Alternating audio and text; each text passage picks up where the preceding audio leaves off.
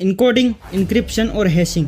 Engineering में ये तीनों कॉन्सेप्ट लोगों को बहुत कंफ्यूज करते हैं क्योंकि तीनों का काम है डेटा को एक फॉर्मेट से दूसरे फॉर्मेट में कन्वर्ट करना, लेकिन तीनों का काम अलग अलग चीज़ के लिए यूज किया जाता है, पर लगते सब एक जैसे हैं। आज के बाद नहीं लगेंगे। तो उससे पहले जानते हैं कि डेटा को कन्वर्ट करना ही क्यों है। क्योंकि ऑनलाइन डेटा को ट्रांसफ़र करना इतना सेफ नहीं है। एक कंप्यूटर से दूसरे कंप्यूटर तक अगर डाटा जाएगा तो बीच में हैकर्स भी आ सकते हैं जो कि उस डेटा को चुरा सकते हैं।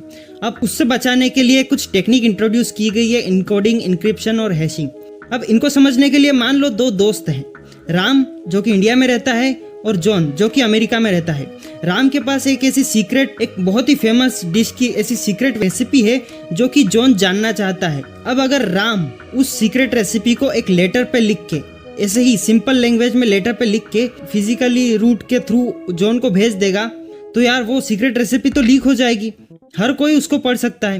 तो इसके लिए राम एक दिमाग लगाता है। उसको पता है कि जॉन को और राम को दोनों को चाइनीज लैंग्वेज आती है, तो इसके लिए वो क्या करता है, उस रेसिपी को एक लेटर पे चाइनीज लैंग्वेज में लिख देता है और उसके बाद में फिजिकली उसको सेंड कर देता है। अब यहाँ पे थोड़ी बहुत सिक्योरिटी हुई है, फुल्ली सिक्योर नहीं हुई है वो रेसिपी। क्योंकि जिन लोगों को चाइनीज लैंग्वेज आती है वो तो उस लेटर को पढ़ सकते हैं और उस डिश को पता लगा सकते हैं वो रेसिपी क्या है। तो इस चीज को बोलते हैं इनकोडिंग। तो इनकोडिंग का यूज मेनली डेटा को सिक्योर करना नहीं होता, इसका यूज होता है डेटा को एक जगह से दूसरी जगह ट्रांसफर करना। सिक्योर करने के लिए हम इंक्रिप्शन का यूज करते हैं। जैसे आपने यूआरएल में कुछ भी टाइप करा तो ठीक है, वो एज इट इज नहीं गया, उसकी इनकोडिंग हो गई है। क्यों? ये जो यूआरएल दिख रहा है ना, इसमें एक भी जगह स्पेस नहीं है, ये इनकोड होके वहां पर गया है। ठीक है, अब इंक्रिप्शन को समझते हैं। मान लो जो राम है वो उस सीक्रेट रेसिपी को चाइनीज लैंग्वेज में ही लिखता है, लेकिन इस बार वो क्या करता है, उसको एक सिक्योर बॉक्स में लॉक कर देता है और उसकी दो कीज होती है, एक की राम के पास होती है और दूसरी की जॉन के पास होती है।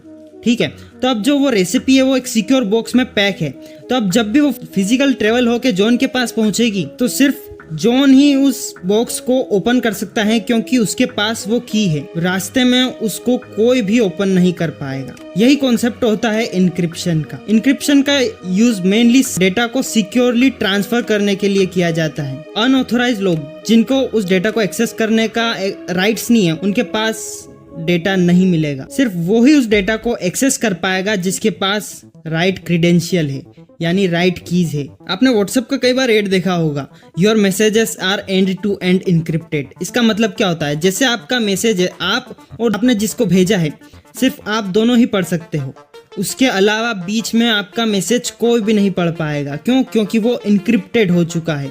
एक